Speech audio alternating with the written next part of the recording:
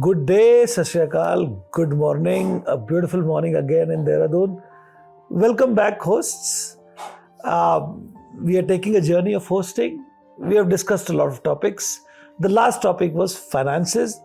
Now, आप एक mature level पे आ चुके हैं, आपने कंसीव कर लिया आइडिया. अब हम पेन और पेपर लेके फाइनेंस पे डिस्कशन कर रहे हैं. एक हमने इंपॉर्टेंट एलिमेंट लास्ट वीडियो में डिस्कस किया था, उसी को हम फॉरवर्ड कर रहे हैं. Where we talked about capex, opex and normal lot of backhand calculations. Today we are going to discuss more, giving a more emphasis on the opex part, operational cost, day-to-day management and expenses which you will require to incur to run your business of Airbnb. So let's start.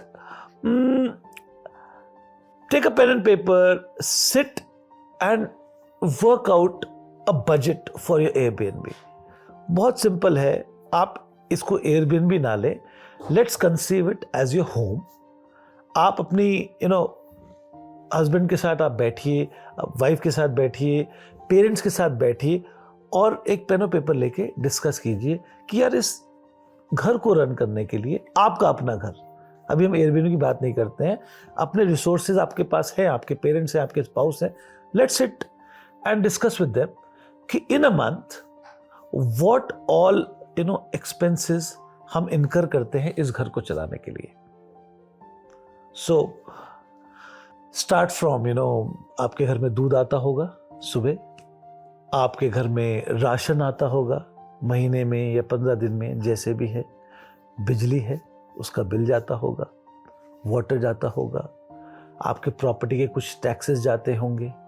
Then comes your help, housekeeping, उसके पैसे जाते हैं. Then of course toiletries required होंगी, कुछ cleaning agents, some consumables required होंगे जो run करते होंगे आपके घर को. Then maintenance है, आपके घर में कुछ ना कुछ लगा ही रहता है. कभी नल का खराब है तो कभी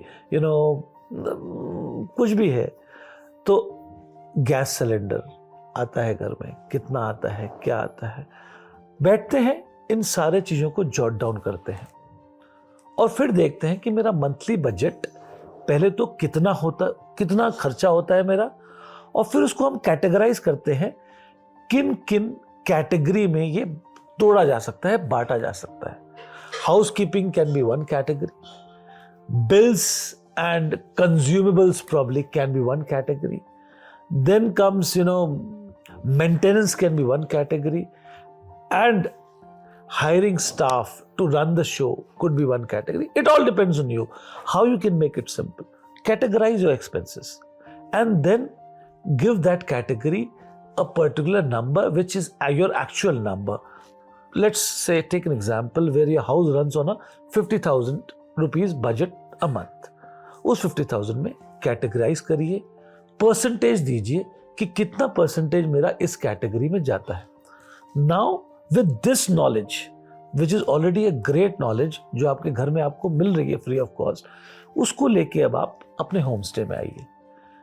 मोर और लेस यू विल रियलाइज कि ये एक्सपेंसेस 90% वही एक्सपेंसेस है, उन्हीं कैटेगरीज में है जो आपके घर को रन करने में है. एक दो कैटेगरीज बढ़ सकती है, प्रॉब्ली आपका मेंटेनेंस थोड़ा सा हाई हो सकता है, प्रॉब्ली आपकी लॉन्ड्री कॉस्ट थोड़ी सी होम स्टे में ज़्यादा हो सकती है बिकॉज गेस्ट आ रहे हैं, जाएंगे तो लॉन्ड्री शायद ज़्यादा धुले. प्रॉब्ली आपका इलेक्ट्रिसिटी बिल के नंबर्स ज़्यादा हो जाए बिकॉज इलेक्ट्रिसिटी ज़्यादा यूज़ होती है, रूम्स हैं, एसीज हैं, लॉट ऑफ थिंग्स. हो सकता है नंबर्स में इधर उधर हो थोड़ा बहुत, उसी हिसाब से परसेंटेज ऑफ एक्सपेंसेस इधर उधर होंगे, बट मोर और लेस आप देखेंगे एग्जैक्टली वही बजट बनेगा जो घर का है. Now you are, armed with this knowledge. Once you're armed with this knowledge, let's make a threshold कि यार मिनिमम मेरा आउटफ्लो इतना तो है ही. फॉर एग्जाम्पल आपने सब कैलकुलेशन की अपने होम स्टे की, कुछ कैलकुलेशन छूट जाएंगी, आप टेंशन ना लीजिए, वो तो जब आप रन करेंगे बिजनेस आपको क्लियर आइडिया हो जाएगा कि ये भी एक कैलकुलेशन मुझे डालनी थी या ऑमिट करनी थी, या इस पे मैंने ज़्यादा ले लिया कम ले लिया, वो एक्सपीरियंस से आएगा. बट एक rough back of the envelope calculation आपको हो जाएगी. So you will finally come to a figure which is your threshold figure.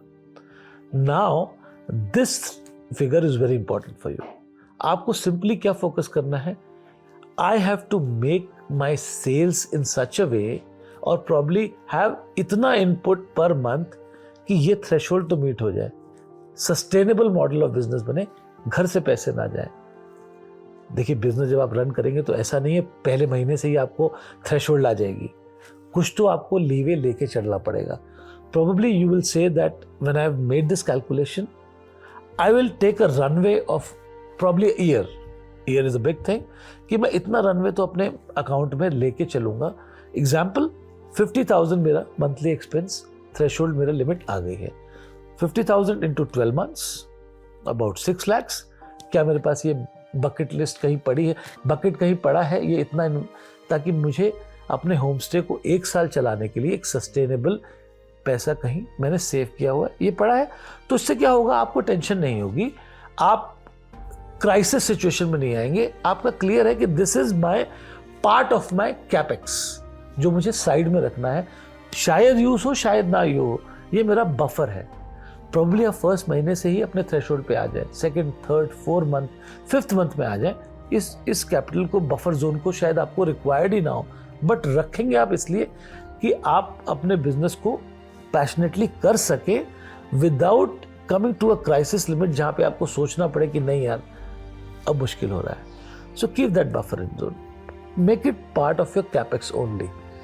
So today what we have clearly touched upon is making a list of outflows which will be part of your operational costs, clearly identifying the numbers to that, and finally coming to a threshold value.